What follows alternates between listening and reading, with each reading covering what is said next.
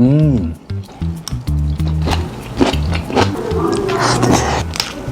байцгаана уу? Намайг Баясгалан гэдэг. Өнөөдөр UB Eats-ийн мукбангд оролцох гээд ирсэн байна. Өнөөдрийн юмны идэх хоол бол мантуутайгаа хамах нааша цаашаа байгаа. За тэгэхээр хэдүүлээ эхэлцгээе. Мантуутайгаа хамах бол ер нь бас миний нэлээд дуртай хятад тоолнуудын нэг. Тэгээд өнөөдөр UB Eats-ийн хамах мантуутайгаа хамахыг амсцгаая. За